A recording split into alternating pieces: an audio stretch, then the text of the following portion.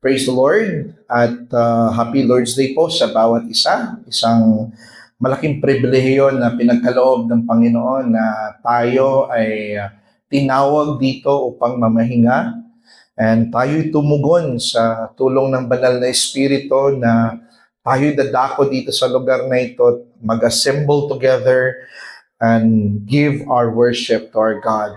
And now, we're going to proceed with our Lectio Continua dito sa Book of Revelation. At nandito na po tayo ngayon sa Church of Smyrna sa chapter 2 ng Book of Revelation, verses 8 through 11. So we're now in Revelation chapter 2 sa pangalawang iglesia na ito, ang iglesia sa Smyrna. But before I read the text, just to give you a background, itong Smyrna na lugar, ito yung napaka-large na commercial and cultural center. Punong-puno ito ng mga trade and businesses.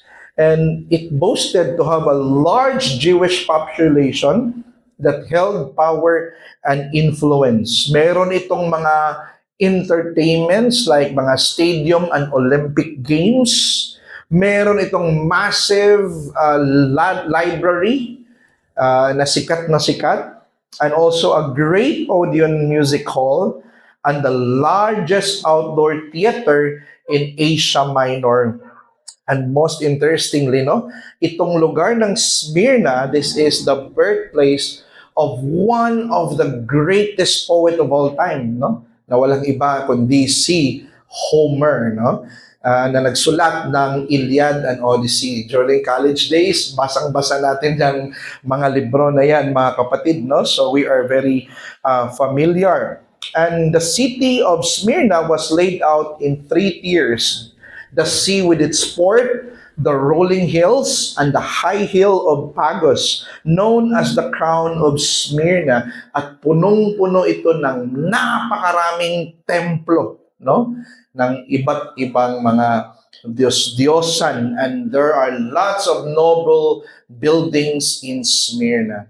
But with all the grandeur of the aesthetics na ipinapakita sa atin about the city of Smyrna, however, on the flip side, ito din yung lugar, itong great city na ito, where Christians were most persecuted, mga kapatid, Dito, mas grabe yung persecution na na-encounter ng mga Kristiyano.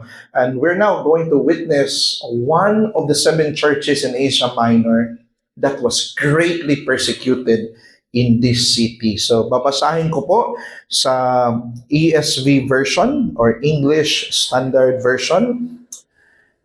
And brothers and sisters, hear the word of the Lord. And the angel of the church in Smyrna write, the words of the first and the last, who died and came to life.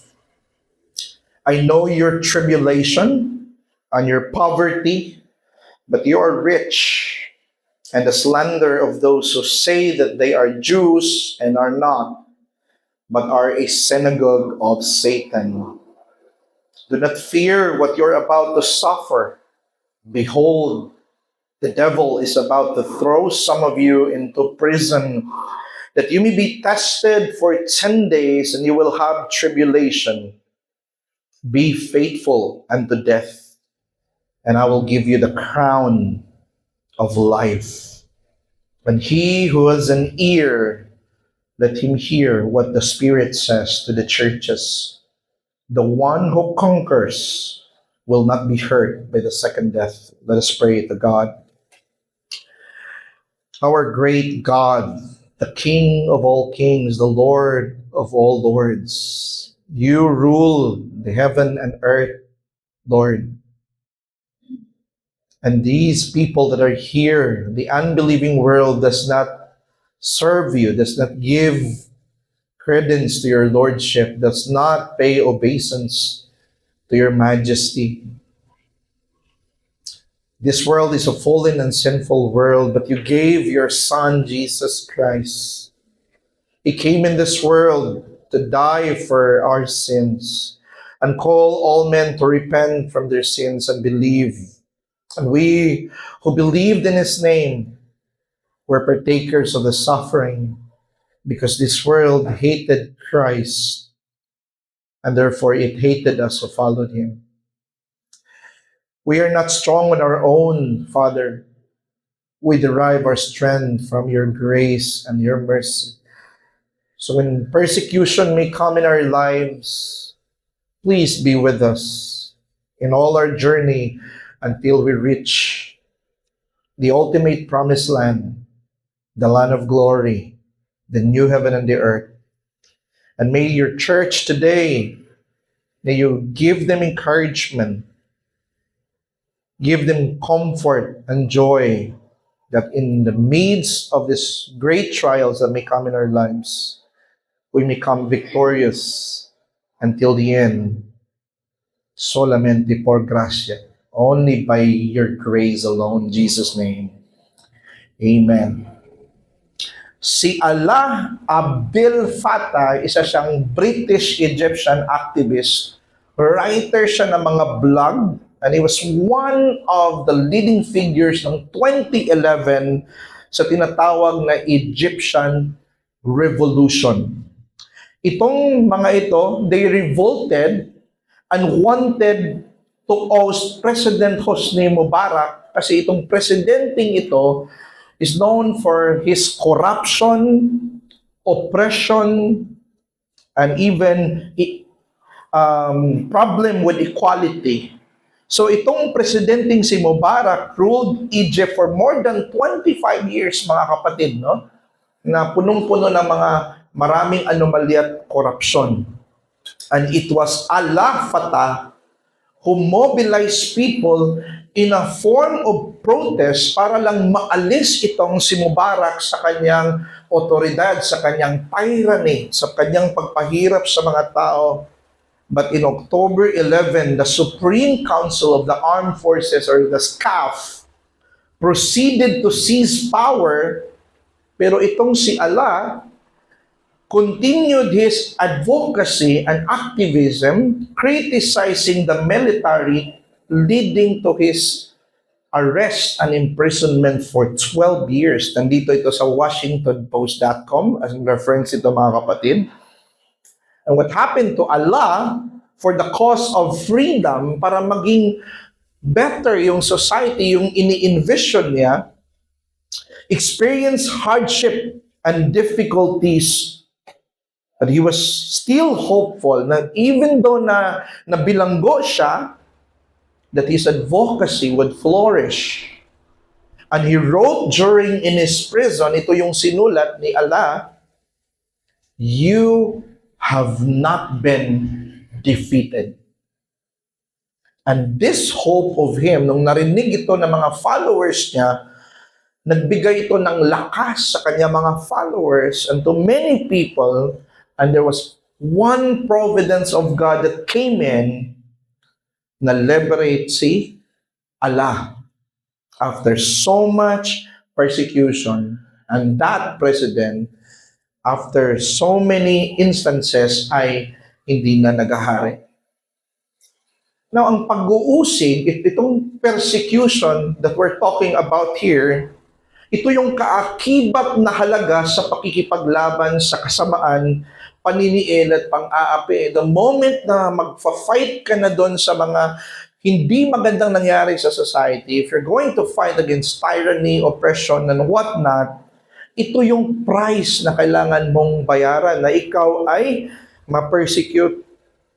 Kasi magsisilbi ka ng banta sa mataas na otoridad at kapangyarihan. They will see you as a threat, no? And you need to be removed. And in the same way, ganito din ang nangyayari sa bawat Kristiyano na matatag na humahawak sa patotoo ng Ebanghelyo. From the very beginning, no, pinoprophesy na that the line of Cain and the line of Abel, magkakalaban talaga itong line ng serpent at line ng woman, no? Ang line ni Christ, the Christians and unbelievers. Ganito ang mangyayari if we live godly. Sabi ng Bible, no, if we live godly, hindi siya you may, no? Rather, you shall suffer persecution.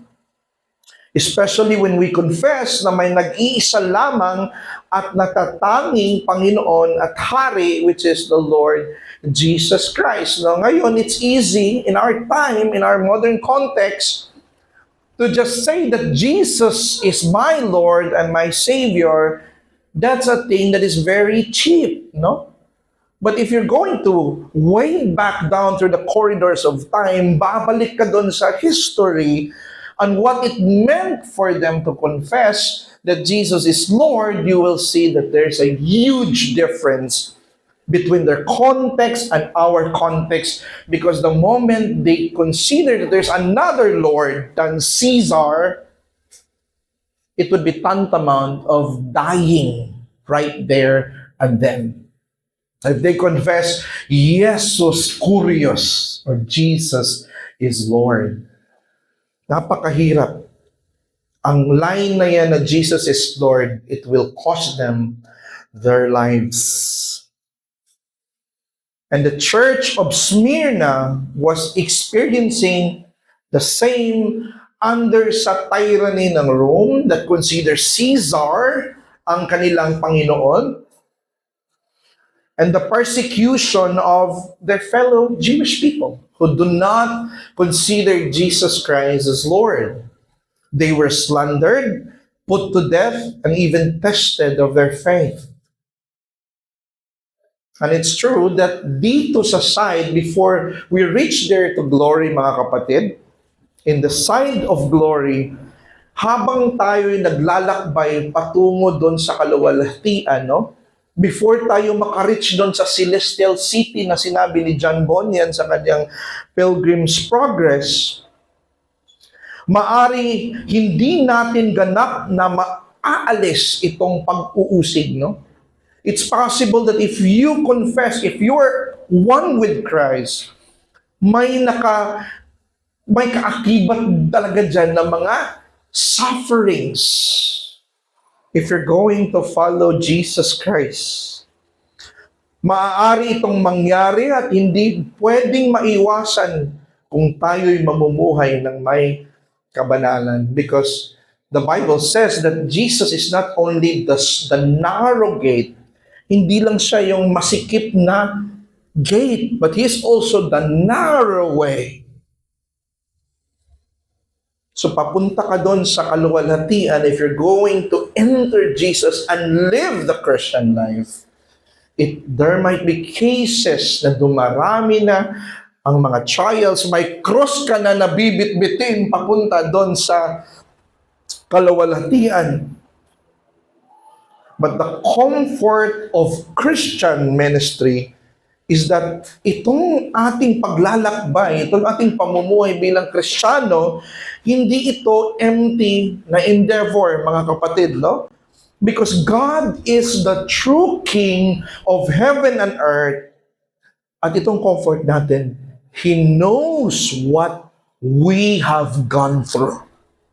So, when you live as a Christian, when you acknowledge Jesus as Lord and King of your life, and you live the Christian life, it's a narrow path towards glory. May mga kahirapan tayo na ma-experience, mga kapatid, no? Pero ang comfort natin dito, kahit gaano kaliit na pagsubok ang darating sa ating buhay, we are 100% sure na alam ni Kristo ang ating pinagdaraanan.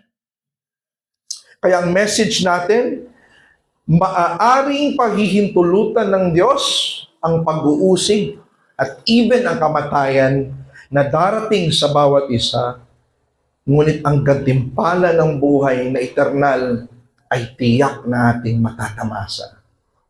God may allow persecution and death to be unavoidable, yet His comfort and reward of life eternal is also inevitable. No? tiyak din na matatamasa natin ng glory, just as tiyak na ma-experience natin ang mga suffering when we follow Christ. And this message dito mga kapatid, napaka-significant nito sa lahat ng mananampalataya kasi it will remind all of us that in this life, that this life here below is not the best life, no? The best life is the life thereafter. So therefore, we cannot expect that this life is the perfect paradise. No? The prosperity gospel preachers teaches na ito yung best life now. Yayaman ka when you become a Christian. Lahat ng mga ambisyon mo matutupad. But no, that is not what is being promised by Christianity at all. Because what they're trying to do, gusto nilang gawing attractive ang Christianity, downplay nila yung message, i-sugarcoat nila para maging kaakit-akit sa mga tao. But we don't need to sugarcoat the gospel, brothers and sisters. We are going to present the gospel as what it is. And if nakakita ka ng beauty dito, then God the Spirit might have worked in you to see beauty that the world do not see. May nakikita kang beauty sa gospel na hindi nakikita ng mundo. So two things ang titingnan natin. Persecution may be unavoidable. Number two, but glory is inevitable. Yun yung dalawang bagay ang titingnan natin. So let's go with the text, no?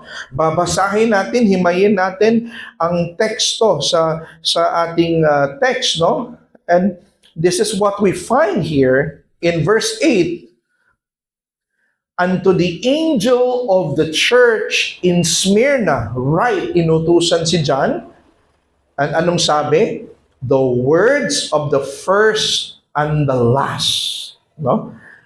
Sino ang source? Ano, how he describes himself?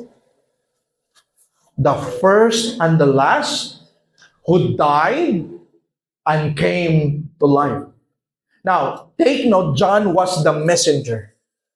But the source of the letter, he identifies himself as the first and the last, the one who died and came to life. Now, very important here, no? Na yung katagang first and last, ako ang una at ang huli. Marami tayong mga kulto na nagtuturo na si Kristo ay hindi Diyos, right? We've encountered that many religions teach, no? Na hindi Diyos si Kristo.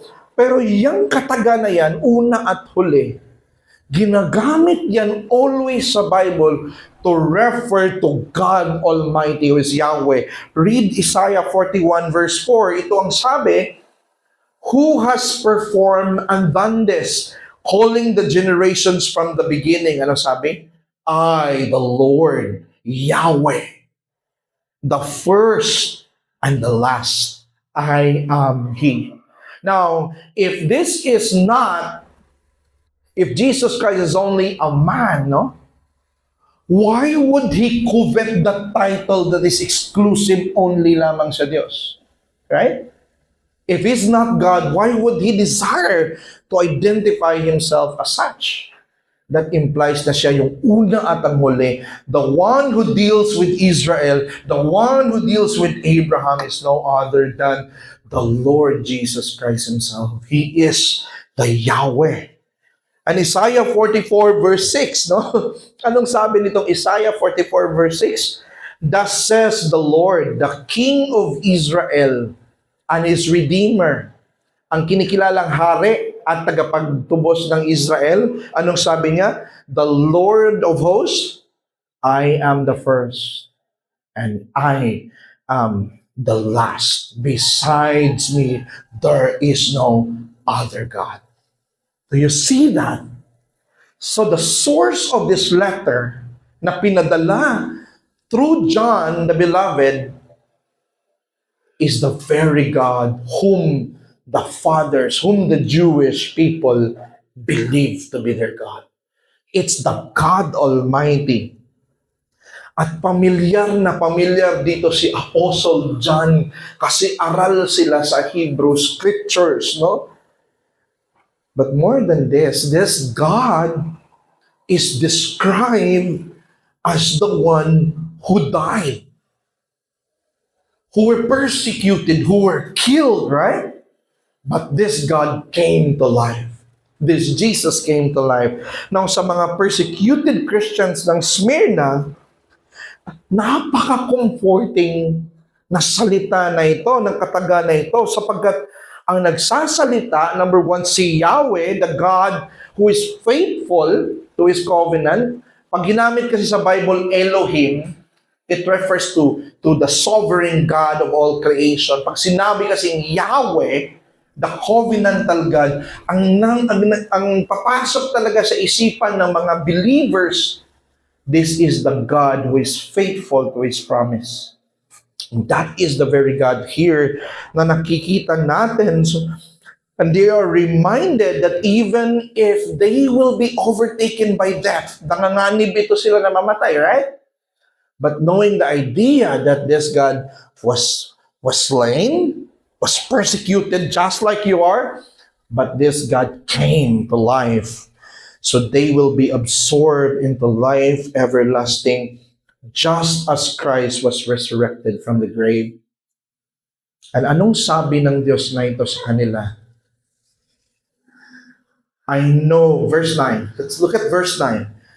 I know your tribulation, and I know your poverty, but you are rich. Kumbaga sinasabi niya dito, lahat ng mga pagsubok na pinagdaanan mo, alam ko. No? This omniscient God knows every aspect of persecutions that they experience. People can see a portion of what you have suffered, no? What you've gone through, snippet lang nakikita nila from the outside, brothers and sisters. Kung meron kang yung pinagdaanan sa buhay, konti lang yung nakikita na portion, na angle ng mga tao. But this God says, I know what you have gone through. I know your tribulation and your poverty. Pero ang totoo, hindi ka poor. You are rich, no? And the slander of those who say that they are Jews and are not, but are synagogue of Satan. So important to note that the Apostle John tells us here that God knows what the church of Smyrna underwent. Alam ng Diyos ang pinagdaanan nila. Number one, their existing persecution. I know your tribulation, your present tribulation, your present poverty, your slander, ang pag-insulto sa iyo ng mga tao, from the apostate Jewish people, the persecution of the church of Smyrna. Dalawa kasi ang persecution nitong church of Smyrna. One, sa mga Hudyo, fellow Jewish people, who do not believe in the Lord Jesus Christ, they were slandered. And number two, from the Roman society. Sa aklat ni J. Scott Dovall, isang Old Testament scholar, he says here, a New Testament scholar, Smyrna maintained strong ties to Rome as the first city to build a temple to the goddess Roma in 195 BC. So nakasituate itong church na ito sa lugar na iba't iba ang Diyos na sinasamba. Meron silang specific God, itong society nila that believes in Roma. Ito yung Diyos nila, mga kapatid, the guardian of the second imperial cult temple. So dito hindi masyado yung mga cultic religions here, hindi tayo inaatake, right? Hindi tayo pinapatigil yung pagsamba natin. But quite different in their time. Kaya doon sila, may mga discoveries na yung liturgy nila, ginagawa nila sa mga kuweba. At ginagawa nila early in the morning na tulog pa yung mga Roman guards and the Roman soldiers para sila makapagsaba. Napakaaga nila gumising.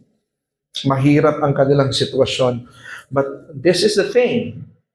I know your present persecutions, tribulations, but there will be more tribulations. Sabi ni Lord sa 10, do not fear what you are about to suffer. So, that you're about to suffer, behold, the devil is about to throw some of you into prison, that you may be tested, and for 10 days you will have tribulation. So darating ang panahon, meron pa kayong greater na tribulation, you are going to be imprisoned.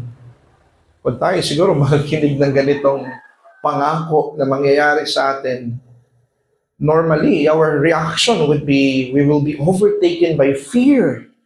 Na knowing that everything that God says is certain, no? God says here, do not fear na mangyayari ito sa inyo. This informs them that their existing persecution prepares them for further persecution.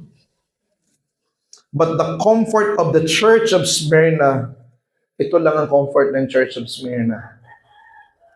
Christ knows what they're going through. No? If there is someone who is so powerful, and someone who's not only powerful, but so loving and so caring for you, who has even died for you, why should you fear if He knoweth what your persecutions are? If this person died for you, then you have the assurance that He will also be there for you. Right? He has proven His love, brothers and sisters. Kaya ang taga Smyrna, the fact that he knows is the most important thing. I'm willing to tread this path, no? Basta nakasama lang kita, basta alam mo yung pinagdaraanan ko. So, ang punto dito, inaanyayahan tayo ng Diyos na huwag matakot sa kabila ng di maiiwasang pag-uusig. Sapagkat ito'y maghuhubog sa atin upang maging katulad ni Kristo. People don't like suffering. People don't like persecution. Pero kung Kristiyano ka, persecution is even a blessing para sa iyo, kapatid. In Romans 5:3 verse 4, ano yung blessing ng suffering? This is what the Bible says. Romans 5:3-4. And not only that, but we rejoice in our sufferings. Why would you rejoice in your sufferings? And sabi dito, knowing that suffering produces endurance. And endurance produces character, and character produces hope. Itong suffering na tinatamasa ng mga Kristiyano, hindi ito magdi-destroy sa kanila. This will strengthen them and stabilizes their character as Christians who live in this world.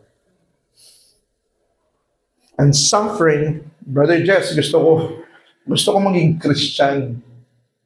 Pero ayoko na suffering. Can I be a Christian without suffering? I don't like suffering. Suffering is inclusive in the title of being a Christian.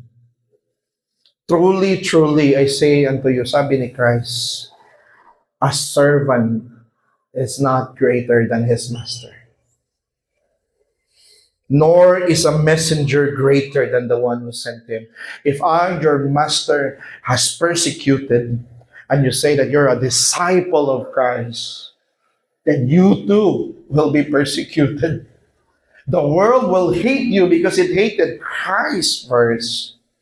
That's what will happen. Si Brian Hanson, sabi niya sa Build Not Your Nest Here, sabi niya dito, the English Puritans, the books of the Puritans that we love to read, and their Scottish counterparts, the Covenanters, ano nangyari sa kanila? Experience intense suffering along with their contemporaries, they faced the normal hardship of the 17th century world, plagues, illnesses, deaths of infants, children, women in childbirth. In addition to this, many of the Puritans endured deep and persistent persecution. The people whom we love to read in books, they underwent persecution. I'm not saying na manghanapin natin yung persecution, no? We're not called to do so. But ang buhay ng isang Kristiyano, meron ka talagang cross na bibit-bitin, no? Meron talaga sa punto sa buhay mo na makaka-experience ka ng sufferings because you are sharers of the suffering of Christ once you are one with Him.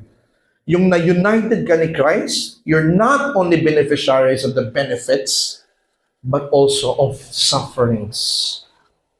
Kaya ang challenge, God knows the hurt and pain of His people, and He encourages them to bear them all. Wala tayong promise sa Bible that He will remove all the crosses, all the sufferings. Wala. What we have is a promise that He will be with us in all those trials and in all those struggles. And that's why, pero ito yung maganda, ramdam ni Kristo yung paghihirap ko. Where can we find another text to support that? Itong si Apostle Paul, which is Saul ang pangalan niya before, right? He persecuted the Christians, pinatay niya napakarami mga Kristiyano. Pero there was one time that a vision of the Lord bigla niyang nakita. At itong sabi ni Kristo sa kanya, Acts 9 to verse 4, no? And falling to the ground, he heard a voice saying to him, Saul, Saul, why are you persecuting me? We can ask the Lord Jesus, how can I persecute you when you're not here? Paano kita i-persecute? Paano kita uusigin, Lord, na wala ka naman dito? Nandun ka sa langit, right? But bakit nga sinabi, why are you persecuting me? Because the moment a Christian is persecuted, Christ felt the persecution because we are one with Him. When I saw my son got that heavy wound here dito sa kanyang paa, na dumugo talaga yung paa niya at nagkaroon ng peklat. Nung nakita ko yung nangyari, parang nag-times 10 yung sakit na naramdaman ko sa puso ko, mga kapatid. Kahit hindi sobrang sakit siguro yun, pero sa akin parang nag-times 10 eh. Mahal ko kasi yung taong yun eh. And that's what happened to every Christian na dumaan sa mga pagsubok. Everything, every pain that we experience is felt by Christ. He felt your pain. And privilege yun sa atin na makaranas tayo ng pagsubok na nagmumula sa ating pagkakaisa kay Kristo. In Matthew 16:24, what I mean is that ang way doon sa kaluwalhatian, ang daan papunta sa kaluwalhatian is to take the path of the cross. There's no crown without the cross. You need to tread this path of the cross and goes to the crown. In Matthew 16:24, then Jesus told His disciples, very important words in Scripture. Tandaan natin, isa ito sa pinakamahalagang word sa Scripture na nabasa ko. And then Jesus told His disciples, if anyone would come after me, if you want to come after me, if you want to be my disciple, let him deny himself and take up his cross and follow me. Oh, Brother Jess, kung ganyan pala yung Christian life, na may mga cross na darating sa buhay ko, then forget it. I don't want it anymore. I don't want to obey. I don't want to follow Christ. If following Him means that I have to take up the cross. But brother, what is a cross without a curse? He bore the cross with a curse. You will bear the cross without the curse. And for the Christian, the cross is such a beautiful thing that to suffer for Christ is the most greatest privilege that you will be ever given sa buhay mo. And when I was pondering the song that I just played earlier, that hymn that I played earlier, and I love that old cross. I was thinking, bakit mahal niya yung cross? Sabi niya dito, where the dearest and best for a world of lost sinner was slain. So I'll cherish the old rugged cross. Till my trophies at last I lay down, I will cling to the old rugged cross and exchange it someday for a crown. Nabago na yung tingin natin sa cross, mga kapatid, once we saw how beautiful it is, that it is the reason why we are saved. Lord, you bear so much the gravity of punishment on the cross, but let me bear these little crosses here below. No? It's a joy. And number two, Christian glorification is inevitable. Ano to kanina? Suffering is unavoidable. May cross talaga. This is gonna be short. At sabi dito sa taga Smyrna, verse 11, be faithful unto death, and I will give you the crown of life. He who has an ear, let him hear. John tells that God encourages the church of Smyrna to remain faithful even to death, because their death will result to obtaining the eternal life. Is it not what we read in Philippians 2? Na sinabi doon, was being faithful even unto death, the death of the cross. Na yun yung ginawa ni Christ, na when He came here for you, He was faithful unto death and bore the wrath of God na dapat para sa iyo. You don't have the wrath. You just have the cross. Nabibit-bitin mo, conforming the death of your master. And the Bible says the reward of heavenly royalty, the crown of life. So when you endure here, but endurance is because of the grace of God only, okay? This is not by works, no? Dahil ito sa biyaya ng Panginoon, kaya maka-endure tayo even sa lahat ng suffering. But once the end comes, the Lord will give you the crown of life. Crown meaning majesty. No? Maging realidad na we are kings and priests of God, but He's the King of Kings, no? Ito yung mangyayari, mga kapatid, no? Although they were poor, but God promises them riches and royalty if they endure. And the reward of salvation, they will not be hurt by the second death. So dalawa ang kamatayan, no? The death of the flesh, and the second death, which is the judgment and condemnation. But all of us, makaka-endure tayo, we will persevere because we are preserved. At tunay lang na Kristiyano ang magkaka-endure. Ang punto, although believers may suffer and die, they do not die for nothing. They die to receive the glory and life from the faithful God who is true to all His promises. So bagamat ang mga mananampalataya ay maaaring magdanas ng pagdurusa at kamatayan, hindi sila namamatay ng walang kabuluhan. Namamatay sila upang matanggap ang kaluwalhatian at buhay mula sa tapat na Diyos na tumutupad sa lahat ng kanyang mga pangako.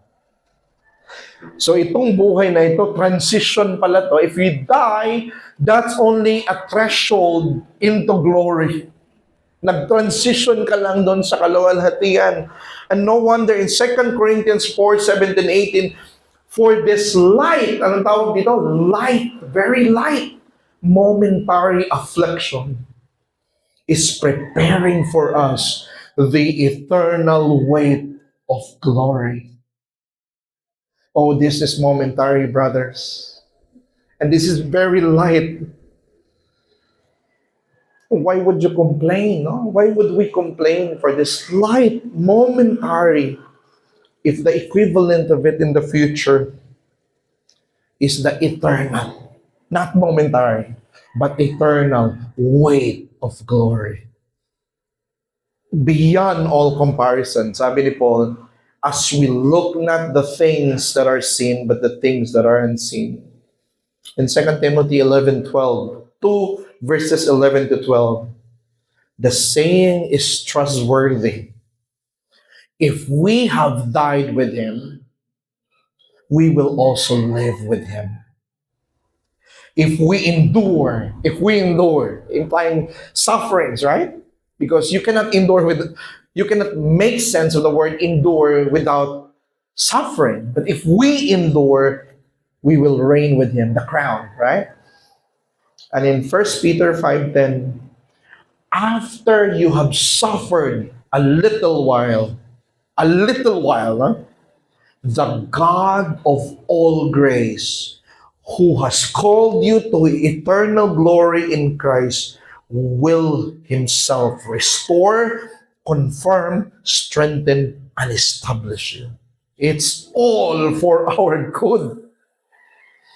What a mystery was that? What a paradox, no? Na sa tingin ng iba ang suffering will destroy us, but to us, in the divine wisdom of God, even suffering works together for your own good. And we have to understand that the church of Smyrna, itong church of Smyrna, Brother Jess, baka na-persecute yung church of Smyrna because lumalaban sila sa mga otoridad. Brothers, we have a record from the pastor of the church named Polycarp. No? Anong sabi niya dito sa samford.edu? Nandito yan sa website. Sabi dito, we are willing to pay our taxes. We gladly pray for those in authority, including the emperor. Pinagdarasal pa nga nila no? We will pray for the emperor, but we will not pray to the emperor. You see that? We will pray for the emperor, but we will not pray to the emperor, for we are citizens of another realm. Saint Polycarp. We belong to the ecclesia, the church, and we worship another king who sits on a different throne. That's the Christian pastor there. Ang evangelism natin dito, if you are a believer, then death is a beautiful thing for you. If you have loved ones who died believing in Christ, then that's a beautiful thing. It's not a loss, no? It is the means by which your master calls you to an even greater happiness that none of this world can provide, mga kapatid, no? But here's the thing, if you're not a Christian, kung di ka Kristiyano, din ang pagdating ng kamatayan ay isang event na nakakatakot. Sapagkat ito din ang pintuan patungo sa kagimbal-gimbal na kapahamakan.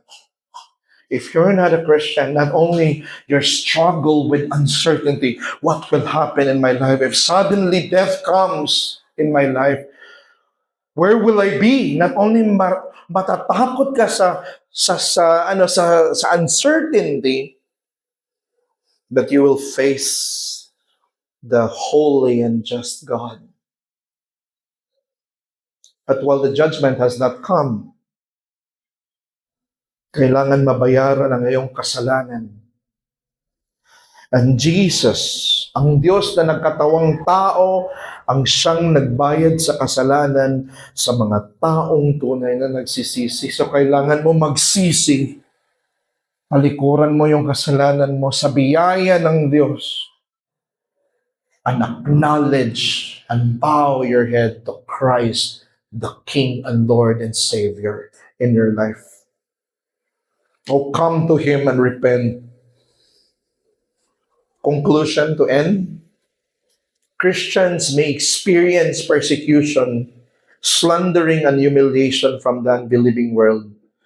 But our comfort is that God sees it and will vindicate us and glorify us in the end. To end, Saint Polycarp, in the month of February, in the year 155, 86 years old na siya dito si Polycarp, pastor of the Church of Smyrna.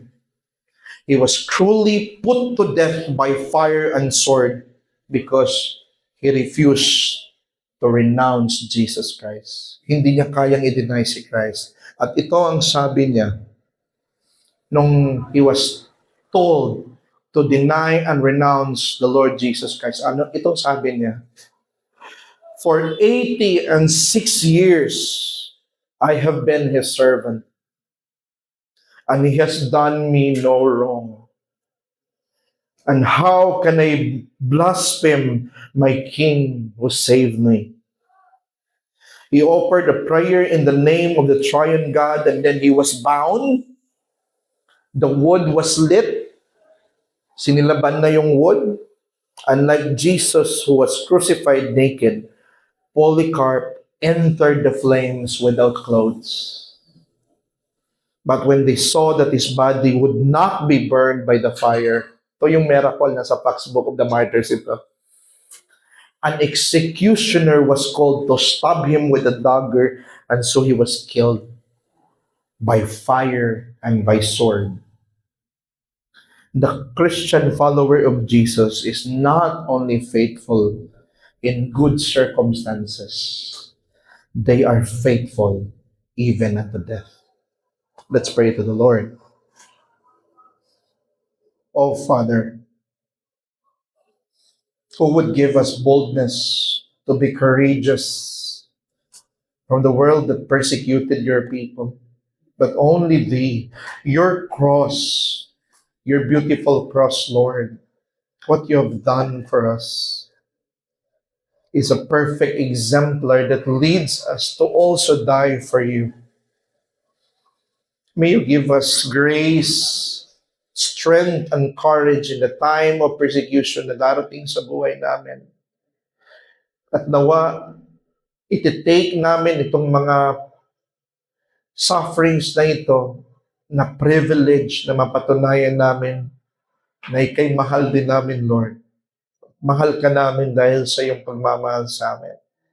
Salamat at nawa ito yung mga katotohanan ng Ebanghelyo, ma-impreson dito, ma-cemented dito sa aming isipan at sa aming puso. Maging laman nawa ito ng aming debosyon at contemplation sa aming pag-uwi. At mabaon namin ito sa mga darating na araw na kami ay magtatrabaho hanggang sa iyong pagbalik. Salamat, Panginoon, sa iyong mensahe. Sa ngalan ni Jesus. Amen.